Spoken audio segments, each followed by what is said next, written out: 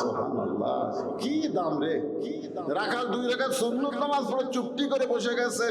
এমন সময় এক সাহাবী মসজিদের মধ্যে ঢুকে দেখে জায়গা নাই, জায়গা আছে কিন্তু তার জায়গা নাই। ওই সাহাবীর নাম হলো ওসমান গনি। জোরে বলেন নাম কি? ওসমান গনি ঢুকা দেখতেছে যে আমার জায়গাতে কে বসলো রে। আপনারা বলেন তো, মসজিদের মধ্যে শুধু ইমামের জায়গা ছাড়া আর কারো জায়গা আছে?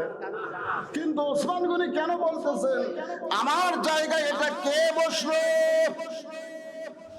কারণ আল্লাহ রাসূল বলেছেন, হাদিসটা খেয়াল করবেন, আল্লাহ রাসূল বলেছেন আমি যখন ইমামতি করব, আমি বরাবর যিনি পিছনে দাঁড়াবে তার নাম হলো আবু বকর। তাহলে নবী যতদিন ইমামতি করছে, নবী বরাবর পিছনে কে থাকছে? আবু বকর রাদিয়াল্লাহু যখন ইমামতি করবে, আবু বকর বরাবর যিনি দাঁড়াবে তার নাম হলো হযরত ওমর।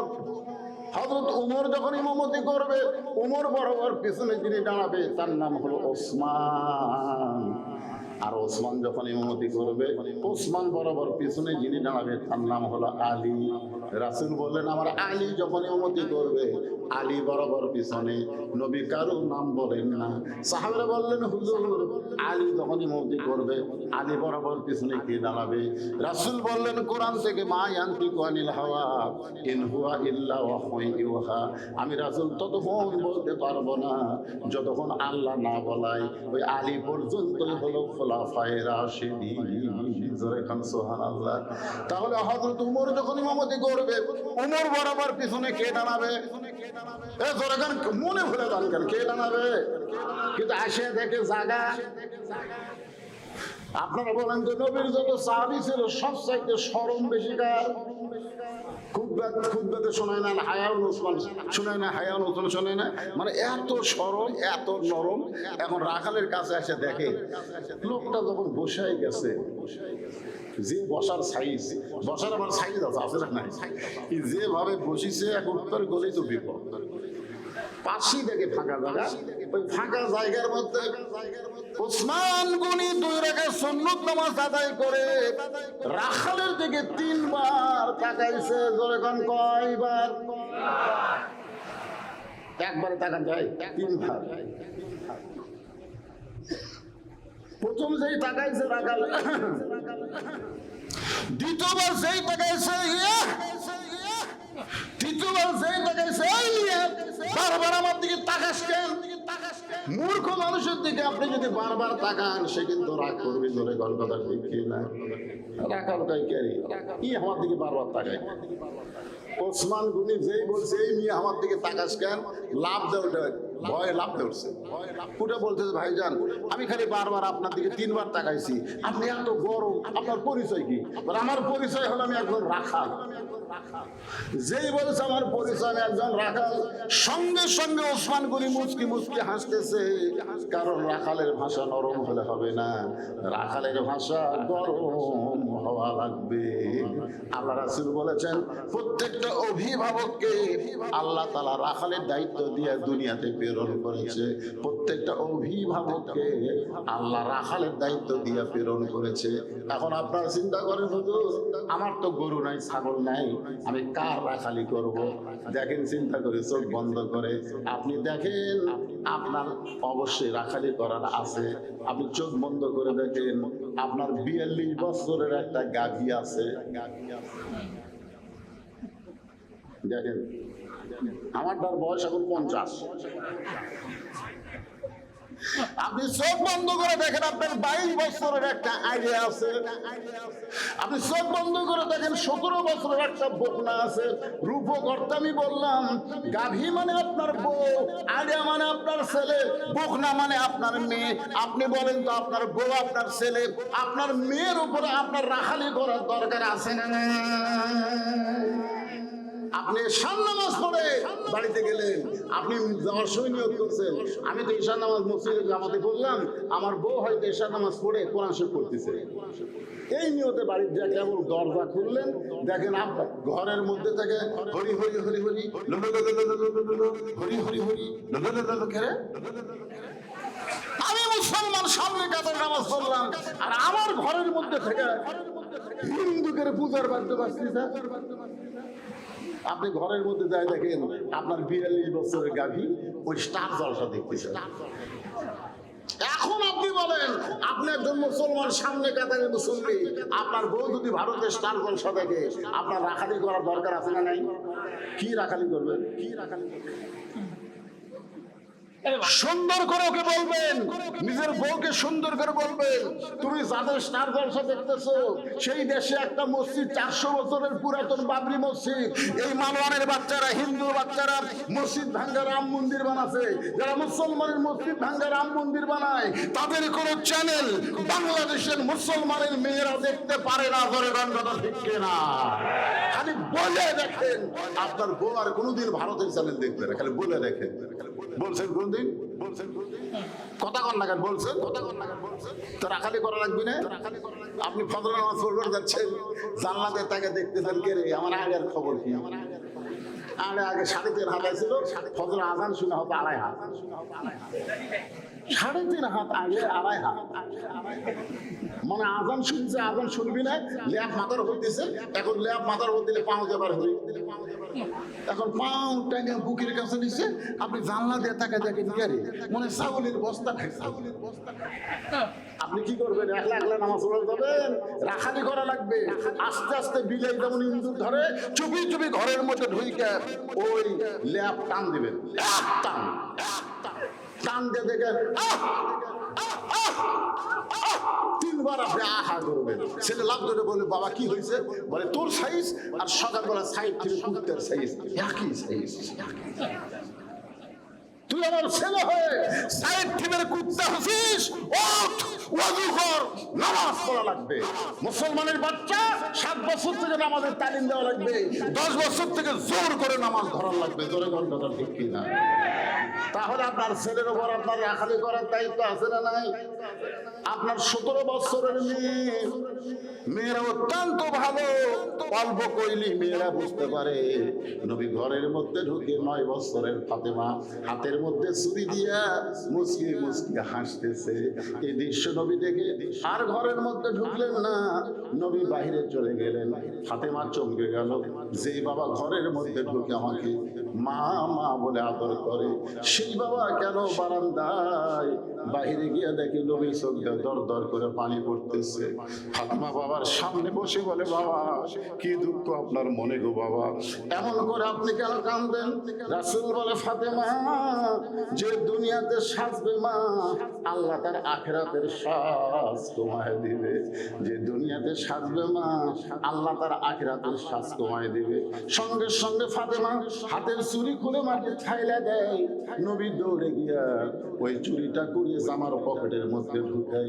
ফাতেমা বলে, বাবা যে চুড়ি হাতে দেওয়ার কারণে আপনি ঘরের মধ্যে ঢুকলেন না, আর সেই চুড়ি ফাইলা দিলাম, আপনি কেন করে পকেটে ঢুকাইলেন? রাসূল বলে, আয় মা তুই আমার কাছে আয়, মেয়েদেরকে আদর করবে। ফাতেমা যেই মাত্র নবীর কাছে, নবী হাতে একটা চুমা দিয়ে বললেন, ফাতেমা একদিন তোর নাকে নাক ফুল পরাই দিব মা, একদিন তোর কানে কানের দুল পরাবো, আমি যতই গরিব হই না মা, একদিন তোর গলা মালা পরাই দিব।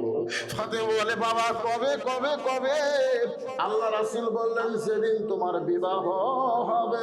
ও ফাতেমা, মেয়েরা কেবলমাত্র একজন পুরুষের জন্য সাজতে পারে মা, সেই পুরুষটা যদি তার স্বামী হয়, স্বামী ছাড়া অন্য কোনো পুরুষের জন্য মেয়েদের সাজা জায়েজ নয়। আমার মায়েরা যারা পর্দার অন্তরালে মা, ফাতেমার সঙ্গে যদি জান্নাতে যাবার চান, তাহলে ফাতেমাকে আপনাদের গ্রহণ করা লাগবে।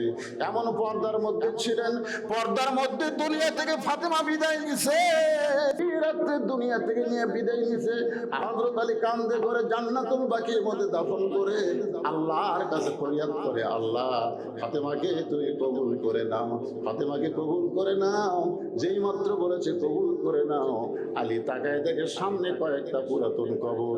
এই মাত্র ফাতেমার কবর দিল, সেই নতুন কবর আর নাই, শুধু পুরাতন কবর, নতুন কবর দেখা যায় না।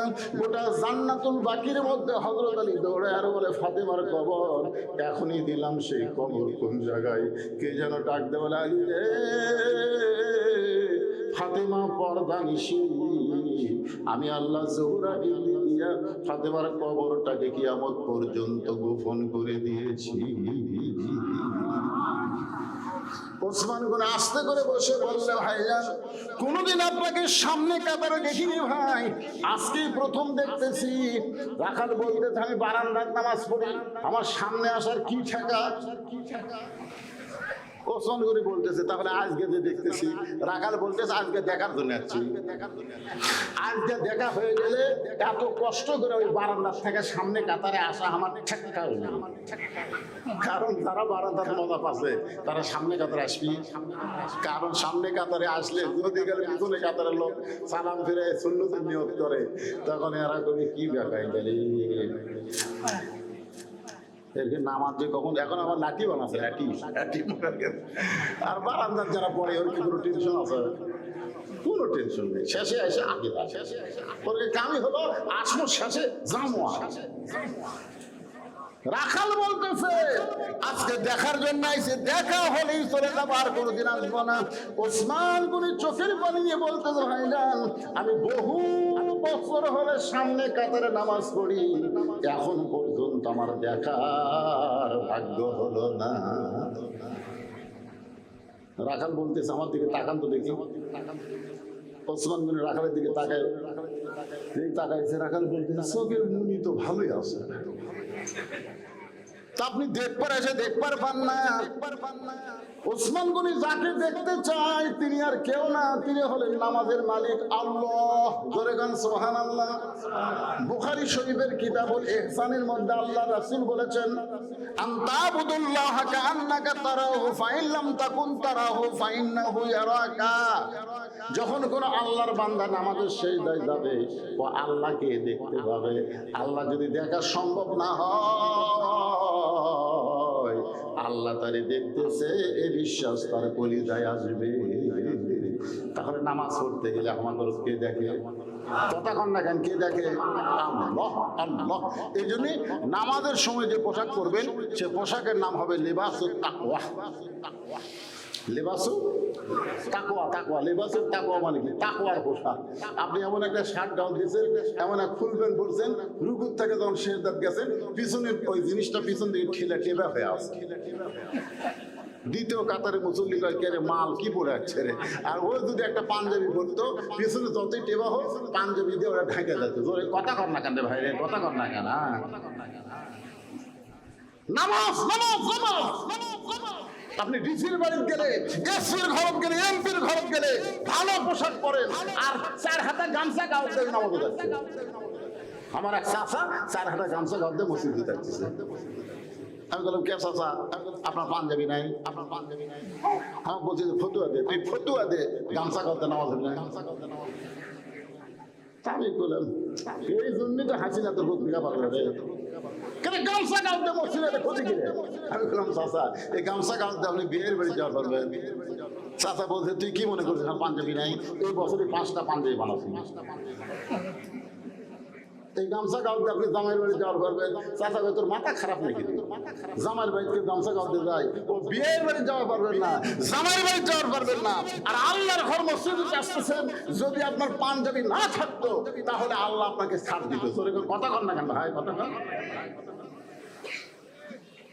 এই জন্য বিশ্বাস করবেন, আনতাবুদুল্লাহ কান্নাকা তারাহু ফাইন লাম তাকুন তারাহু ফাইন্নাহু ইয়ারাকা। আল্লাহু আকবার। যখন আল্লাহর সিজদা দিবেন, তখন আপনি আল্লাহকে দেখতে পাবেন। যদি আল্লাহ দেখা সম্ভব না হয়, আল্লাহ আপনাকে দেখতেছে, এই বিশ্বাস আপনার কলিজায় আসবে। এক লোক এক ওয়াজে এক বক্তা ওয়াজ করছে, আবু হানিফা রাহমাতুল্লাহ আলাইহি 100 বার আল্লাহ দেখছে। তখন আমি ফতুয়া খুঁজতেছে, গেলে মুসা নবী আল্লাহ দেখবার চালো, রব্বি আরিনি, আল্লাহ কয় লাম তারানি।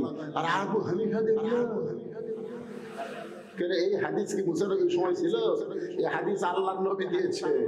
তার মানে বোঝা গেল, উম্মতে মুহাম্মাদি যালিকা ফাদলুল্লাহ ইউতিহি মান ইয়াশা, আল্লাহু যুল ফাদলিল আযীম।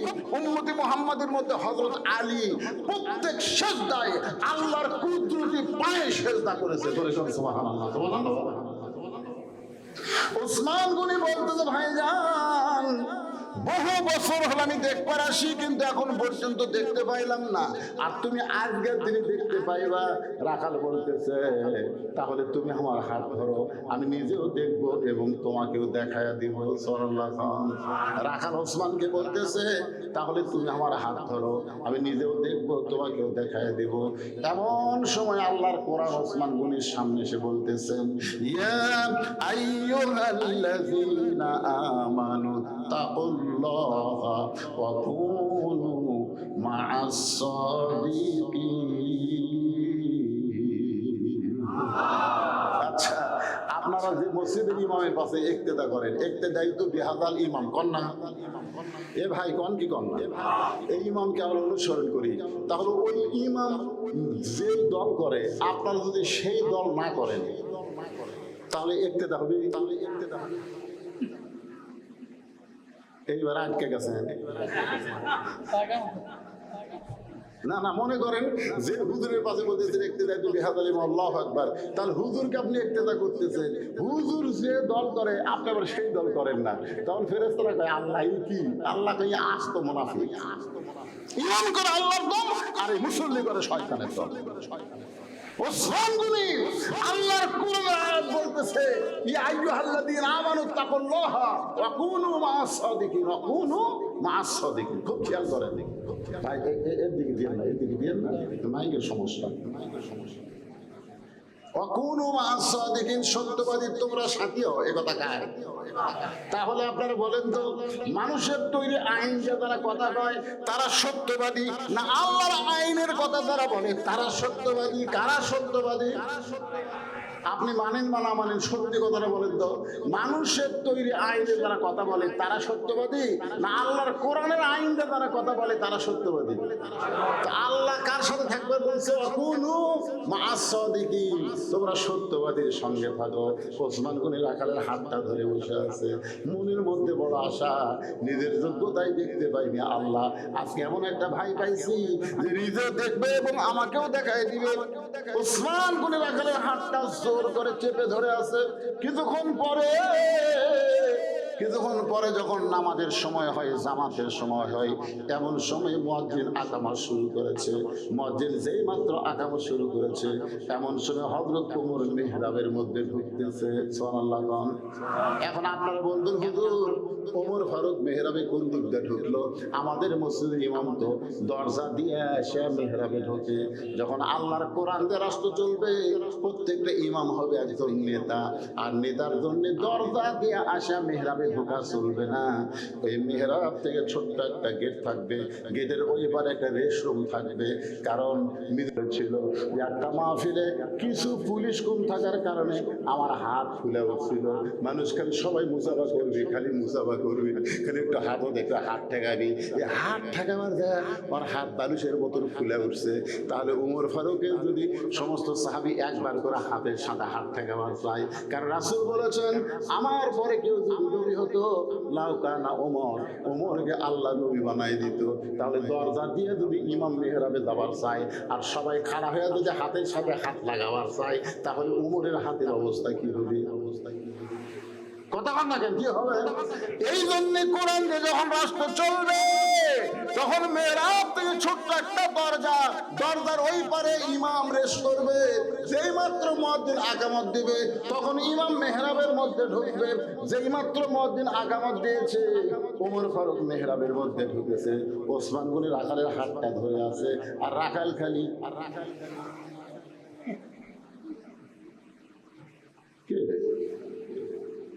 তো ওই আমার হলো আমার উই এসে জানালো। ওসমান গনি হাত ধরে আছে, আর রাখাল খালি চিন্তা করতেছে একই তো, একই মা। যেই মুয়াজ্জিন বলেছে কদ কামাতিস সালাহ, কদ কামাতিস সালাহ, সঙ্গে সঙ্গে রাখাল আল্লাহু আকবার। যে মাত্র রাখাল আল্লাহু আকবার বলছে, ওসমান গনি রাখালের হাতটা ছেড়ে দিয়ে বলে ভাইজান, ইমাম সাহেব ভুল করলে মানুষ লোকমা দেয়, এখন পর্যন্ত আকামতের শেষ হয় নাই, আর আপনি আল্লাহু আকবার লোকমা দিলেন। রাখাল বলতেছে এই জন্য তো তুই কানা। এই জন্য তুই দেখবার আসে দেখবার পাস না আমি কি জন্য লোকমা দিলাম মিয়া তুই জানিস না। এই কথা যেই মাত্র রাখাল বলেছে দ্বিতীয় কাতারের একজন সাহাবী দৌড়ে এসে রাখালে হাতটা হেসকার টান দেয় বলে তোকে সামনে কাতারে দেখি আমার সন্দেহ হয়েছিল এতক্ষণ যে মহান ব্যক্তি তোর হাতটা ধরেছিল এই মহান ব্যক্তি তুই চিনিস। রাখাল বলতেছে ভাই যান আমি বারান্দার নামাজ পড়ি ভাই আমি ভিতরের কাউকে চিনবার পারি না। বলে আরে পাগল যারা তুই কানা কানা বলে তিরস্কার করতেছিস এই মহান ব্যক্তি হলো আল্লাহর নবীর ডবল জামাই ওসমান গনি। যে মাত্র বলেছে আল্লাহ নবীর ডবল জামাই ওসমান গনি রাখাল চোখ দিয়ে দরদর করে পানি ছাড়ে আর কান্দার বলে এই জন্যই তো আমি বারান্দায় নামাজ পড়ি এই জন্য মসজিদের ভিতরে ঢোকার সাহস কোনোদিন পাইনি কিন্তু ওই পথিক আমার সর্বনাশ করছে। ওমর ফারুকের দিকে আঙ্গুল দেখায় বলতেছে ওই পথিক আমার সর্বনাশ করছে ওই পথিক আমারই কইছে ওমরকে যদি দেখবার চাও তাহলে সামনে কাতারে দাঁড়াইবা মেহরাবের মধ্যে যে মানুষটাকে দেখবা সেই মানুষটি হলো হযরত ওমর। আমার সারা জীবনের সাধনা একটা বার আমি ওমরকে দেখতে চাই কিন্তু ওমরকে দেখতে এসে ওই প্রতীককে যদি মেহরাবের মধ্যে দেখতে পাই তাহলে তোমরাই বলো লোকমা দেওয়া ছাড়া তো আমার উপায় নাই আমি আল্লাহ আকবার লোকমা দিব ওই প্রতীককে মেহরাব থেকে সরাই দিয়া ওই জায়গায় হযরত ওমরকে আমি এক নজরে দেখতে চাই। হাজার হাজার সাহাবীরা কান্দে সমস্ত সাহাবীরা যখন কাঁদতেছে রাখাল চিল্লায় বলে বারান্দায় নামাজ পড়া ভালো এই ভিতরে কেন কান্দা কান্দি শুরু হয়ে গেল। ওসমান গনি বলে রাখাল ভাই ভিতরে কান্দার কারণ হলো তুমি যারা পথিক পথিক বলতেছো তিনি হলেন হযরত ওমর। গাছের গোড়া কাটলে গাছটা যেমন পড়ে যায় রাখাল তেমনি পড়ে গিয়ে কাটা মুরগির মতন ছটফট করে আর বলে আমিরুল মুমিনিন আমি আপনাকে তওবা পড়াইছি আমি আপনাকে মুনাফিক কইছি আমি আপনাকে ভণ্ড কইছি এত কথা বলেছি আমি অধম রাখালকে আপনি কিছুই বলেন নাই। ওমর ফারুক এক টানে ওই পড়ে যাওয়া রাখালকে এক টানে বুকের মধ্যে নিয়ে কপালে একটা চুমা দিয়ে বলে ভাইজান আমি এত কথা হজম করার পিছনে কারণ হলো আমি তোমাকে দেখি নাই তোমার ভিতর আমার আল্লাহর কোরআন দেখা যায়। এই কোরআন দিয়ে যখন রাষ্ট্র চলবে তখন নেতাও যেমন ভালো হবে কর্মীরাও ভালো হবে কারণ কর্মীরা মানুষের কোনো আইন মানবে না কর্মীরা আল্লাহর কোরআনের আইন দিয়ে চলবে তখন বাংলাদেশ বাংলাদেশ থাকবে না বাংলাদেশ হবে সোনার বাংলাদেশ আমার সোনার বাংলাদেশ আমরা তোমায় পেতে চাই। আপনারা কি বলেন বাংলাদেশ আছে? আরে 2,40,000 কোটি টাকা পাচার করছে কোটি কোটি 2,40,000 কোটি চিন্তা করছে আমাদের বাংলাদেশ গরিব বাংলাদেশ সোনার বাংলাদেশ ভাই। তাই আসুন শুধু কোরআনের ওয়াজ শুনবো না বাস্তবে আমরা আল্লাহর কোরআন হতে চাই। কোরআন হতে গেলে কোরআনওয়ালা মানুষের সঙ্গে আমাদের সম্পর্ক রাখার দরকার আছে না নাই?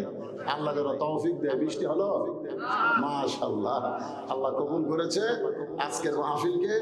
কত কষ্ট করেছিলেন আল্লাহ সমস্ত কষ্টের যে প্রতিদান হয় সে হেদায়েত স্বরূপ তাদের প্রতিদান দান করে দাও। ধরে কর আমি সকলের জন্য দোয়া হবে ইস্তেগফার করেন ইস্তেগফার আস্তাগফিরুল্লাহ। একজন উঠবেন না উঠবেন কেন? ভালো লাগছে তো ভালো লাগে এত ভিজা মাটির উপর আপনারা বসে আছেন ঘন্টার পর ঘন্টা আলহামদুলিল্লাহ। আস্তাগফিরুল্লাহ রাব্বি মিন কুল্লি জামবি ওয়া তুবু ইলাইহি লা হাওলা ওয়ালা কুওয়াতা ইল্লা বিল্লাহিল আলিয়্যিল আযীম। ভাই দোয়া করবেন। اللهم آمين اللهم أنت السلام ومنك السلام تبارك يا ذا الجلال والإكرام। আয় আল্লাহ তাআলা তোমার বান্দারা কত কষ্ট করে কত মেহনত করে কত সুন্দর করে আজকের জান্নাতের বাগান লাগাইছে আল্লাহ গো মেহেরবানি করে তোমার জান্নাতের বাগান যারা সুন্দর করে লাগালো কষ্ট করে তাদের সকলকে আল্লাহ তুমি হেদায়েত দিয়ে দিও, হেদায়েতের নূর তাদের গলায় পড়ে দিও। আজকের মাহফিলকে আল্লাহ তুমি কবুল করে নাও। এই মাহফিলের শুরু থেকে শেষ পর্যন্ত যত আলোচনা হয়েছে আল্লাহ এর মধ্যে যদি ত্রুটি হয় ভুল হয় মাফ করে দাও, এর যা হাদিয়া মঞ্জুর করো।